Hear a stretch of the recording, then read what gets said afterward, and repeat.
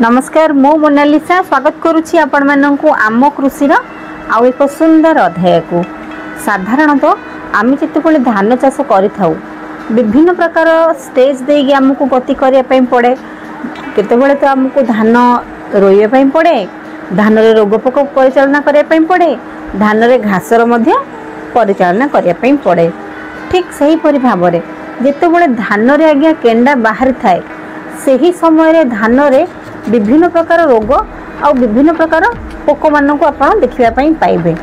साधारणतः जितेबाला धान फसल रे केंडा बाहरी सारी थाए किंबा 30% कि 50% धान केंडा बाहरी सारी थाए सही समय रे धान फसल रे कि प्रकार पोक एवं केउ प्रकार रोग देखा जाती आज से विषय आलोचना करिबा एवं सही समय रे आमे केउ प्रकार कीटनाशक किंबा कवकनाशक प्रयोग करिबा जहा द्वारा आमे एही सब पोक आ रोग मान को नियंत्रण करि परिबा। आज रे वीडियो रे सही सब विषय रे आलोचना करिबा।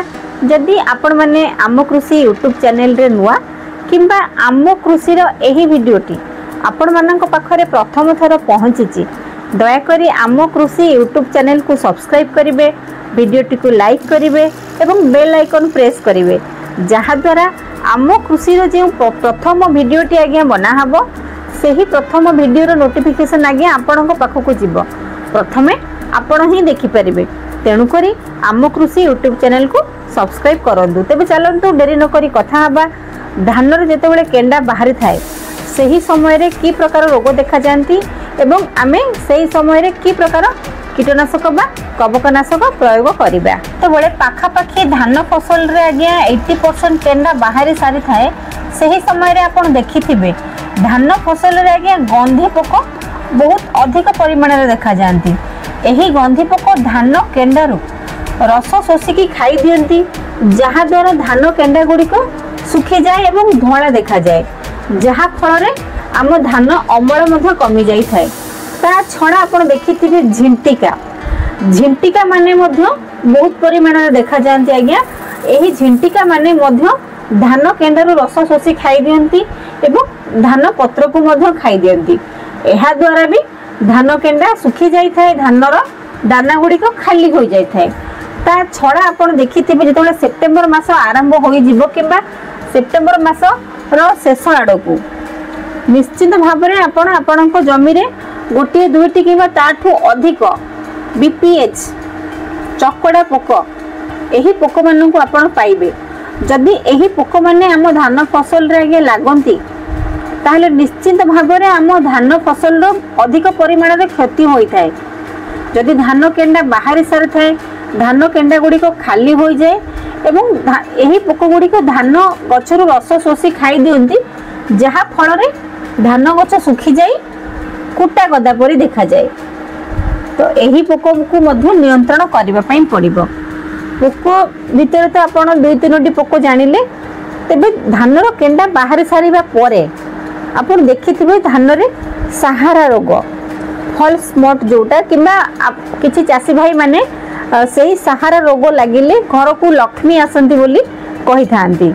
तो धान फसल रे एही रोग मध्य आम धान अमल उपरे बाधा सृष्टि करिवो। तेबे चलंतु एका सहित आमे किभଳି भाबरे एही सहारा रोग एवं धान फसल रे लागुथिबा गंधी पोक चकड़ा पोक एवं झिंटिका किभଳି भाबरे एई मानन को नियंत्रण करिबा की प्रकार इंसेक्टिसाइड की प्रकार फंजीसाइड स्प्रे करिबा से विषय आगु को कथा हबा। आम धान फसल रे अधिक अमल पाइबा पई हेले आम धान फसल रे लागुथिबा जेतेबेले आम धान रो केंडा बाहर थिबो तो सही समय रे लागुथिबा एही पोक मानन को नियंत्रण करिया पई हेले हमको मार्केट रो आनिबा पई पड़िबो आजोसिस्ट्रोबिन 18.2% प्लस डाइफेनोकोनाजोल 11.4% एससी। यह एक बहुत भल फंजीसाइड आज्ञा यही टेक्निकल ना थिबा फंजीसाइड ही आपण आनिबे ता सहित पायोमेट्रोजेन 15% डब्ल्यूजी 150 लिटर पानी रे 250 ml आपण आजोसिस्ट्रोबिन प्लस डाइफेनोकोनाजोल ता सहित बायोमेट्रोजेन 120 ग्राम एहार एक द्रवण प्रस्तुत करिवे एवं आपण आपणक चाष जमी रे स्प्रे करिवे। निश्चित भाव में आम धान केंडा जिते बाहरी सारी थी आम जदि यही मेडिसिन को स्प्रे करवा धान केंडारे लगुवा गंधी पोक एवं आपणकर झिंटिका एवं आपणकर रोग फॉल्स स्पॉट जोटा कि सहारा रोग आपण कहउचंती निश्चित भाव में यही रोग आम नियंत्रण करिपरिबा एवं जदि आम यही रोग को नियंत्रण करिपरिबा ताहेले आम धान केंडा सुरक्षित भाव में बाहरिबो एवं आम अधिक परिमाण धान उत्पादन करिपरिबा। आशा करूछि एही छोट वीडियोटी धान केंडा बाहरी सारला परे धान केंडार क्षति करुथिबा रोग मानक उपरे किंबा पोक मानक उपरे एही वीडियोटी आपण मानक भल लागिथिबो। जदि भल लागिथाय गोटे लाइक करिवे आम कृषि यूट्यूब चैनल को सब्सक्राइब करिवे। रहिली नमस्कार मु मोनालिसा देखा हबो आपण मानक सहित आम कृषि रो आउ एक सुंदर अध्याय रे।